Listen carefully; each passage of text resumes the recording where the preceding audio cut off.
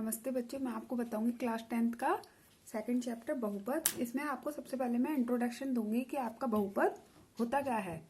Number 1, इसमें अगर आपको चर x के बहुपद px में x की उच्चतम घात बहुपद की घात कहलाती है। मतलब क्या है, अगर मुझे कोई भी समीकरण दे रखा है जैसे 4x + 2, तो यानी कि यहाँ पे x के साथ कौन सी घात है, 1। जब कोई घात नहीं होती तो कौन सी घात होती है, 1। तो 4x + 2 में x की घात 1 का बहुपद है। अब मुझे दूसरा उदाहरण क्या बोला है, इसमें बात ध्यान रखना, x की उच्चतम घात बहुपद की घात कहलाती है। यानी कि मेरे समीकरण में जो भी x की घात सबसे ज्यादा होगी वही बहुपद की घात कहलाती है।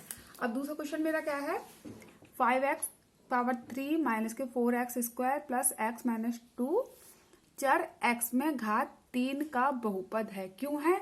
क्योंकि यहाँ पे x की उच्चतम घात जो है वो कितनी है, 3 है। क्लियर हो गया होगा आपको। अब देखो उसके बाद इसमें कुछ चीजें ना बहुत ध्यान से समझना है, आपको नहीं बिल्कुल क्लियर हो जाएगी एक्सरसाइज।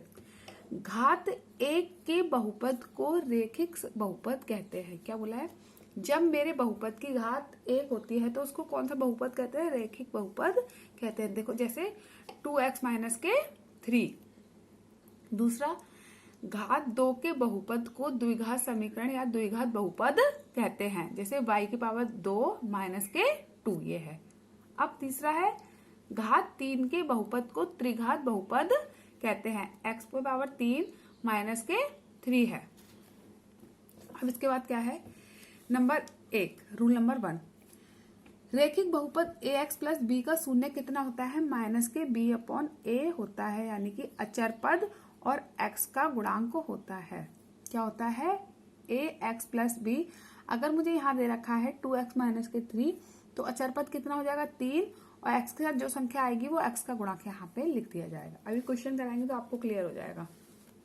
नंबर 2, क्या कराइए, द्विघात px, यानी कि द्विघात समीकरण कैसे दे रखा है मुझे, ax² + bx + c, लेकिन a = 0 के नहीं होना चाहिए, के शून्यक होंगे तो क्या होता है, सबसे पहले शून्यकों का योग कितना होता है, अल्फा + बीटा कितना होगा, -b/a। कैसे, माइनस में क्या होगा, x का गुणांक, यानी कि जो भी मेरा समीकरण दे रखा होगा, जैसे अब मैं कोई भी समीकरण मान लेती हूँ, ये मैंने मान लिया 3x² + 4x + 5। तो यहाँ पे के x का गुणांक कौन सा है, ये जो x के साथ आ रहा है, ठीक है। और x² का गुणांक कौन सा है, जो मेरा 3 के साथ आ रहा है। अगर कोई भी संख्या यहाँ नहीं होगी तो उसको हम क्या करते हैं, 1 मान लेते हैं। क्या मान लेते हैं, 1 मानते हैं। जैसे अगर मुझे यहाँ पे 3 नहीं लिखा होता तो मैं क्या करती यहाँ पे, तो 1 मानती यहाँ पे, तो x² का गुणांक कितना हो जाता है मेरा, 1 हो जाता। इसी तरीके से शून्यकों का गुणनफल अल्फा × बीटा कितना होगा, c/a। अब c कितना मेरा 5, a मेरा कितना है 3, तो कितना आंसर हो जाता है, 5/3 ऐसे। अब त्रिघात में क्या है, अगर मुझे 3 घात का समीकरण दे रखा है तो अल्फा + बीटा + गामा, अगर दे रखा है प्लस तो -b/a, alpha beta beta gamma gamma alpha, मतलब इनका आपस में गुणा करके जोड़ना c/a, और इनके आपस में गुणनफल अल्फा बीटा गामा d/a। बस आपको ये 2-3 चीजें जो क्लियर करनी थी। क्या बोला, सबसे पहले आप समझ लो फिर से, जो भी समीकरण होगा जो उसकी उच्चतम मतलब सबसे बड़ी घात होगी वो उसकी बहुपद की घात कहलाती है। और जब घात 1 का समीकरण होगा तो उसको रेखिक समीकरण कहा जाएगा, घात 2 का बहुपद होगा तो उसको द्विघात बहुपद बोला जाएगा, और घात 3 का बहुपद होगा तो उसको त्रिघात बहुपद बोला जाएगा। अब रेखिक बहुपद ax और उसका शून्यांक कितना होता है, -b/a।